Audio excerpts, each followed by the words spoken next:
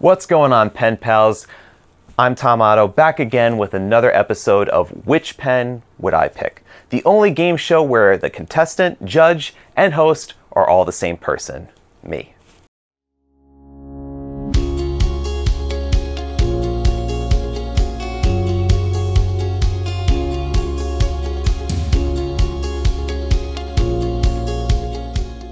Here are the rules. I asked my coworkers at Goldspot Pens to secretly pick out 3 sets of pens. I will evaluate each matchup, tell you what I like and what I don't like about each pen, and decide on which pen would I pick. Here is our first matchup.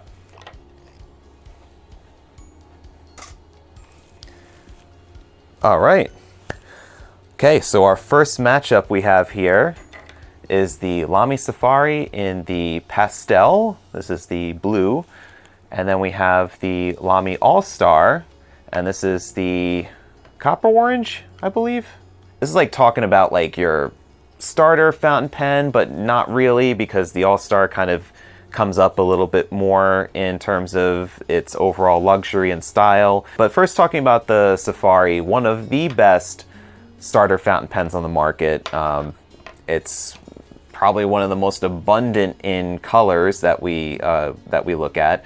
It's always comes with new colors every year, and the blue that's here was a special edition from several years ago that still Goldspot has in stock because it was actually the edition that was right after the all black, I think, of 2018, and 2019 was these colorful pastel colors that we were just so excited about, but then got a little crazy away with the ordering there, and boy, do we have still a decent amount of these pens left, and I think that might have been the reason why my boss had decided to pick one of these pens. I think was because we have a lot of them left, so we could talk about it. So, but yeah, the Safari though, bar none, one of my favorite pens that to get started with, and is truly a pen that I think does more than just offer a student type of or a beginner level type of pen. It's a pen that you could still have and write with and enjoy even as you get farther along in the hobby, and enjoy pens of like that are values at like $300, $500. The Safari is still a really good one to come back to and appreciate, even just for its simple like design and its ability to just be knocked around and still be so robust as to take your everyday abuse over a long term. It comes with a LT10 ink cartridge that you see here. No converter, unfortunately, but that's something that if you're a beginner and you're kind of starting out, you may just want to try out a cartridge. It's easy to get started and you don't have to fuss around with bottled ink. But I would go with a converter because I love a massive amount of ink colors to choose from. And one of the nice things about the Safari, I feel, is like you have the cutouts on the side here to be able to see the ink level in your pen, which is something that a lot of designs for pen manufacturers don't really take into account. That usefulness of being able to know, like, when is my ink going to run out? When might I need a change of ink? And that's where the Safari really comes in, is just very nice overall to have that feature. It's also great as far as like a pen just to hold. It's got that molded grip section that's here that makes it pretty obvious how you're supposed to hold your pen. So it just leads overall to a great experience that comes to the stainless steel nib that we saw get made in Germany, and they crank these out like they're just coming off the assembly line. They actually use lasers to adjust the nibs, so if it's off just a little bit, like the laser just recorrects it, shoots a laser beam and then heats up the metal, and it just changes it's really cool to see it. They are interchangeable too, so same thing with the All-Star as well. It's an interchangeable nib, so you could actually swap this with any All-Star, Studio, CP1, even the Aeons do it as well. So it's a fairly versatile nib that if you get started with the Safari, you could then jump to an All-Star. You could have the All-Star in a different nib size, and then you could swap them between them. So if you prefer the All-Star, eventually, then you could just say, I'm going to swap my nib on my Safari, I'm going to put it on the All-Star. And they're the LZ50 SL stainless steel nibs. They're available in extra fine, fine, medium, broad, and then an array of different stub type nib sizes, which are 1.1, 1.5, 1.9. And also there's a left-handed version as well that's around, but it's a little bit more rare. Ultimately, I mean, this really comes down to aesthetics, because the All-Star is essentially the same exact thing as the Safari in terms of its shape, its size, but it does get a little bit outclassed in just the feel and the overall appearance of it. And that's mostly due to its anodized aluminum finishing that's here. So you could see, obviously, you've got this Safari's a plastic pen, so it's made out of ABS plastic, which is still very durable and colorful in its own right. But the All-Star has got an aluminum barrel finish here, which has a certain luster and appearance that, of course, outshines just regular plastic. So it does appear to be much more of a substantial pen. So this is kind of like your upgraded, more luxurious version that turns heads for a different reason than just a colorful Safari would. Then you have your grip section. On all All-Stars, you would see this translucent kind of tinted black grip section, of which you then could see the feed that's inside there. You could see if you could see like the little post on the feed there, you could then see where it's connected with either the cartridge or the converter. And then you have your cutouts on the side here to be able to watch your ink level as well. So really, other than aesthetics and just the finishing of the All-Star, you're talking about pretty much the same pen. And, you know, when it comes to, you know, kind of picking one versus the other in terms of both of these pens, it's very, very similar. It's very close, and really just comes down to, you know, what kind of style do you prefer? What kind of style are you the type of person that just needs to have that additional like layer of refinement? When you look at iPhones or your other electronic accessories, do you tend to go for the ones that have the colorful sort of finish on them, or would you want to go for the ones with the more elegant, you know, polished metal type finish? Also, at the same time, that incurs a little bit extra of a cost because the All-Stars are a bit more higher price than the Safaris are. So that's another consideration to make here. If I'm, let's say, picking up a new Safari or All-Star, I'm in the market for one, and I'm thinking like, well, which one should I go with? You know, should I buy an All-Star? Should I buy a Safari? And I have to give this one to the Safari because of the color variations. Like, I mean, yeah, sure, All-Star's got like quite a few different colors that are out there, but you've got such wild ability for color here, whereas you just really have just the anodized kind of, you know, polished finish of the aluminum there. But like, there's just so many more available of the Safaris. I do prefer, you know, in talking about these two particular pens, I do prefer blue over, you know, like a polished bronze or finish, based on the fact that it's colorful. It's also a little bit less expensive. ABS plastic is still great to knock around, not feel like you're ruining something here. That it's an inexpensive pen, so even if you do break it and destroy it, it's much less of a heartache than if you broke something that was far more significantly expensive. And also the color range as well is just much more expansive with the Safari, so there's a lot more to choose from, and in different finishes, because you have, this is a glossier type finish, and then the candies that were released last year, and also the Terra and the Savannah that were released this year were of a matte sort of finish, which has a different texture and feel, whereas the All-Star is just going to have just the anodized aluminum type finish. So I'd go for this round, go for the Safari. Here's our second matchup.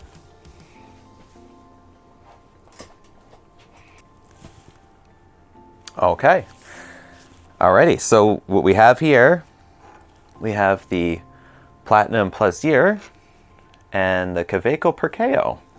Okay, alrighty, so we have another good pair, I think, of beginning / starter type pens, relatively inexpensive. This is the 10th anniversary edition, actually, we just received not too long ago, like about last week. And this is the Indian Summer version of the Perkeo. Let's talk about the Perkeo first.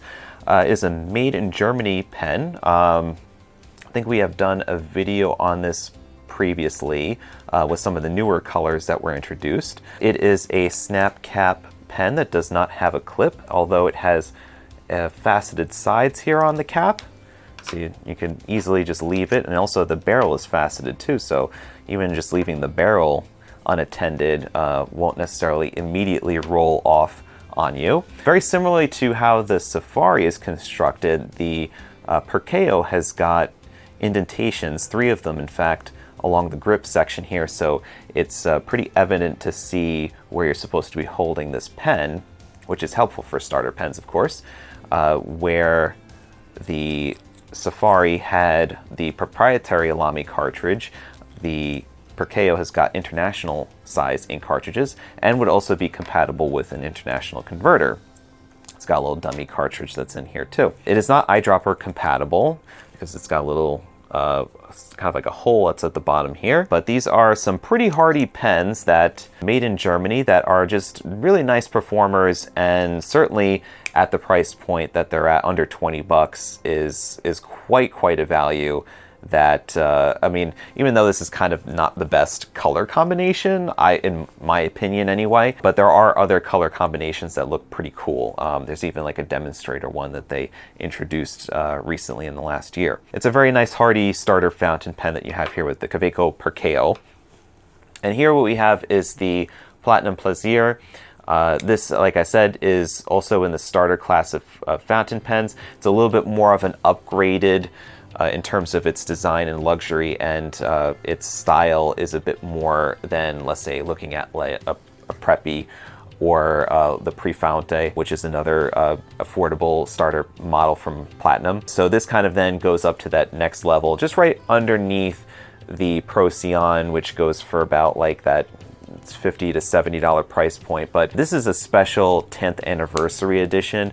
That was done in a really nice dark ombre style, where the black ombre radiates towards the ends of the pen. So you see it's like kind of goes from dark blue to black, and then black to dark blue at the top here too, and then finished in a nice chrome plating for the clip and the thick cap band that's here as well. So what really distinguishes, I would say, this pen over the Perkeo, because you have both snap caps here, you have a nice simple design, but you have here with the Plaisir, you have a clear grip section, so you could see the feed completely crystal clear here, and which is really fun when you do ink this up, and then you could see the ink flowing through the feed and via capillary action all the way up to your nib, which is a very nice, like Japanese fine nibs or Japanese medium nibs tend to be a little bit on the thinner side than, let's say, comparing to Kaweco, and this does come with it doesn't have it in the pen itself, but it does include an ink cartridge to start with, which is a Platinum proprietary cartridge. So it isn't an international style cartridge. You would only have to purchase the Platinum type cartridges, which actually there is a European cartridge adapter that you can then put into your Platinum pens to be able to then use international cartridges as well. So that is an option. But this does not come with a converter, nor does the Perkeo as well. However, with the Plaisir in this particular style, normally Plaisirs, they're about comparable in terms of price then with the Perkeo, because they do sell about that $20 price point. But since this is a special 10th anniversary edition that has this anodized ombre finish that goes on with it here, this is priced a bit higher in price point. So you are paying a little bit more for that exclusivity of this anniversary edition, and also the nice ombre style. I mean, which I like ombre. You know, we've done a lot of ombre with the Retro 51 designs. It is a really cool style. I think that pens are just kind of naturally just fit in with. I feel that they look nice with that ombre style, and especially with like filling it with an ink that would, let's say, shade, it just seems to fit really well. So if you have like a nice shading ink in this pen, something that has like a nice dark blue, or a sheening ink that may be like black that sheens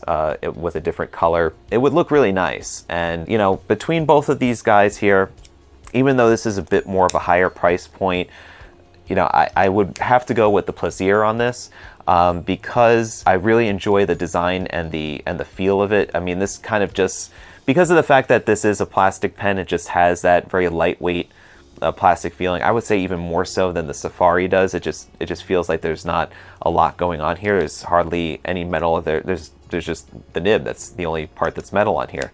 No clip or whatnot to speak of. But here you've got a nice design that just has a lot more going on with it, even though it is considered to be kind of like a more economical type of pen. It does feel a bit more luxurious. And also what you have, I didn't mention here, was that inside the cap you have the same type of like slip and seal cap mechanism that you would with the other more higher end platinum pens, which keeps the nib fresh on these. So you could kind of feel when you do cap this pen, you feel a little bit of that spring tension that's inside of the inner cap lining there, which then sits itself against the nib and then makes sure that the ink is still fresh in there for when the next time that you pick up your pen. So that's another added bonus feature of this pen design that just I feel like makes it a much more high quality pen, even though it is quite a bit expensive. I think you could probably buy 2 or 3 of these Perkeos for what this is worth, but I then feel that this is more than just 2 or 3 of the Perkeos. I would enjoy this a lot more, especially with the special finish that they have assigned for these 10th anniversary pens, and the fact that it just has a little bit more in terms of its design, weight, and luxury capabilities here. So there you have it. Second matchup, Platinum Plaisir 10th anniversary. Oh, Battle of Sparkle Pens. Sweet. All right, so on this side here, we've got the Benu in the Scepter. And this is the Grand Scepter, if I'm not mistaken, because this has got the larger number 6 nib. And then we have the Narwhal in the Key West Key Largo Blue.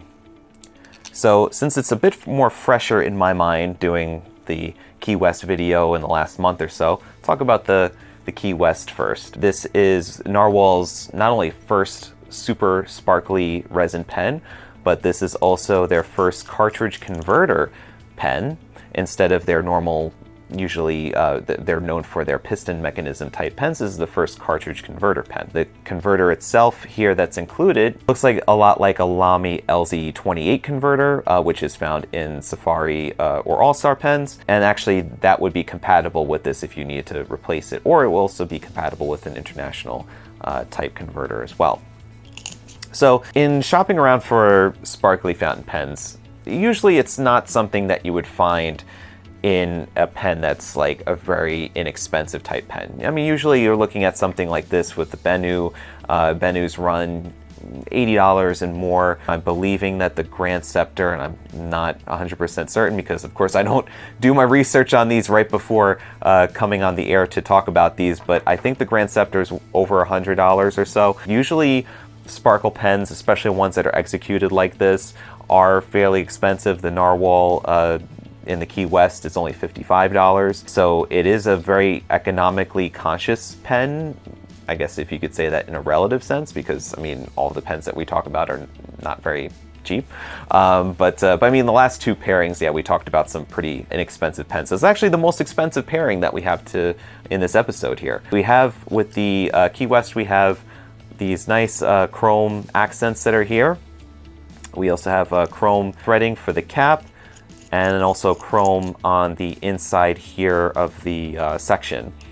And the number 6 nib that's on the Narwhal is available in either fine or medium point, and is a nib that's made in-house by Narwhal, which a lot of people have been talking about these nibs, and they really enjoy them, and they enjoy the smoothness of them. It's very surprising that a pen of the Narwhal price point writes that nicely, that it's smooth. It's a nice like pliable nib, so it's got like a little bit of some elasticity to it. Not quite enough, I would say, to even like mention flexibility, but like it's very nice in its own right, and it's something that's unique compared to, let's say, looking at either Jowo or Bach nibs or Schmidt nibs. And also too, you have on the cap here a nice little like a little fret design that goes all the way around the cap, which just adds like a little bit more of that luxurious, or like a little bit more of that design element, of which there's really not a lot on here in terms of branding or you know, kind of like a little bit of some adornment and whatnot, but the nib has got it where it counts. So you got the Narwhal logo on the nib, you got some little scroll work that's done on the nib there, and it looks really nice. It's executed in a very classy way that really ties into the whole nautical theme of Narwhal and talking about things that are involved in like the ocean or the beach or tropical, you know, sort of theme. So the blue sparkles really do look nice, and it has like a slight bit of translucency that you could see through, let's say, the grip section and also the barrel that's here too, and then the cap a little bit as well. So you know, overall it's a really nice sparkle pen, not as crazy like ostentatious as the Benu is, of course. I mean, Benu just like knocks it out of the park with how opulent that the color could be, or how outrageous it could be. But that's what you really come for when you look for a Benu pen, is this crazy, like, you know, over the top, super chunky sparkles just all over the place. And that's where this Scepter has got it in spades. It's got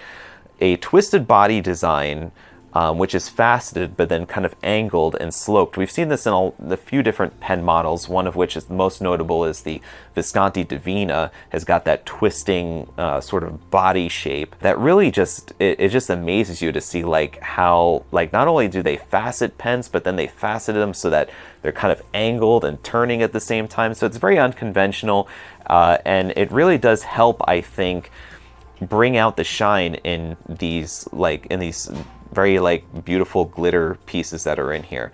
And I believe too is that this might be like one of the luminous finishes, because I think the Grand Scepter, I think they do make them in the luminous ones, where the very ends that are here that are kind of cloudy will absorb light, and then if you turn off the lights, it will then glow on both of these ends here, which doesn't really help you when you're writing, because of course you're not going to be able to write much in the dark. But it's kind of cool, like let's say if you had this pen sitting on your desk and you were writing and you left it there, and you had your desk lamp on it, and then you come away from your desk and you just turn off, you're just kind of done for the night, whatever, and you turn back and you look at your desk and you look at your, you know, keyboard setup, your journal is there, and you just see this pen just kind of glowing in the dark as you walk away, almost kind of saying like, goodbye, friend. You know, it's not a feature that you would think that's fun about it, because it's like, well, how can I use it? But it really does like just add to the overall, like, you know, magic of this design of one of Benu's like really creative sort of looks about these pens. Now I was talking about the Narwhal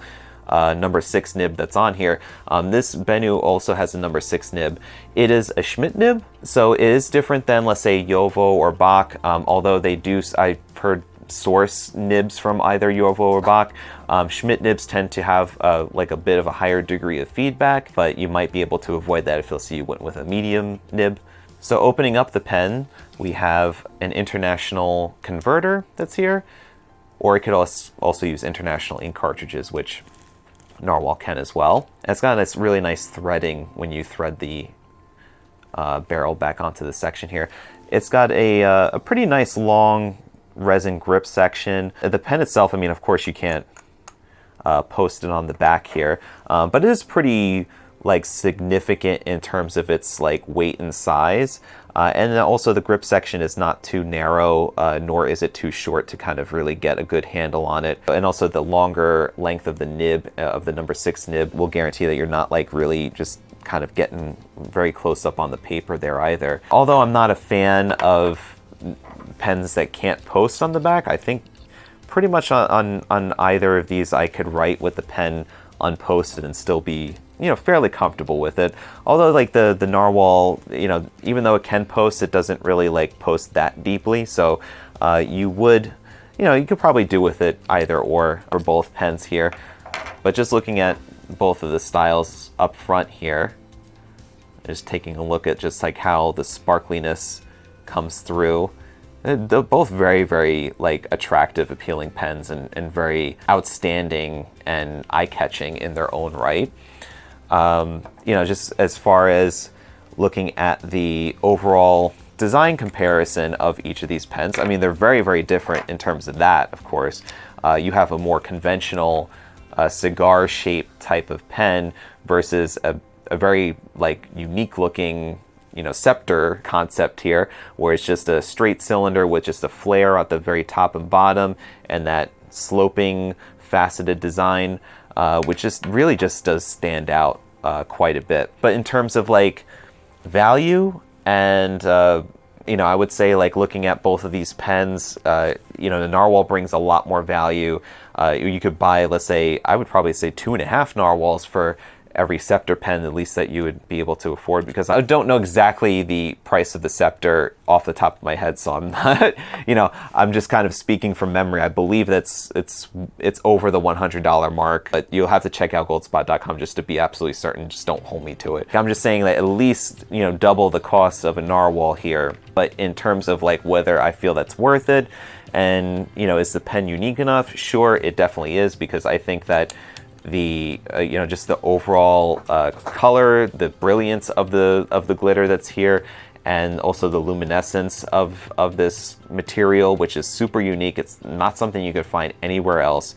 You know, the Narwhal also does have quite a bit of like that same opulent eye-catching ability, but certainly not as like attention grabbing as the Benu is. Even though like I'm feeling like both of them would write as comfortably as like I would want my pen to write, I would have to give it to the Narwhal, because you know, as really nice as the Benu is and as like extraordinarily eye-catching as it is, the Narwhal I think could really pass for a pen that you could kind of carry with you and not feel like it's just too much, too demanding. And also too, is like I would feel like I would be looking at this Benu pen way too much and adoring it for its really beautiful like characteristics, rather than actually being able to use it. And I could feel like I could use this Narwhal and still, you know, admire its beauty at the same time. Like it's not going to distract me so much, whereas I feel like the Benu is just so demanding and so like crazy glitter-tastic. So this round I'd say goes to the Narwhal Key West. So pen pals, I would love to know, which pens would you have picked? Let me know in the comments below. And if you'd like for me to weigh in on a particular pair of pens, please feel free to email your matchup suggestions to orders@goldspot.com. Send your emails attention Dina or Asha, so I won't see them. I won't know what it is I'm going to be talking about, and that's part of the excitement of this. Hopefully this video helps you make it through the tough decisions on which pen will be your best. If it did help, I accept tips in the form of likes and subscribes. To check out that review on the Kaweco Perkeo, go to this video right here. If you want to see the first episode of this series, you could check it out right over there. And then, as always, you could subscribe to find more fine writing videos and unboxings and all sorts of fun stuff that we do here. Thank you for watching, and stay inky, my friends. Take care.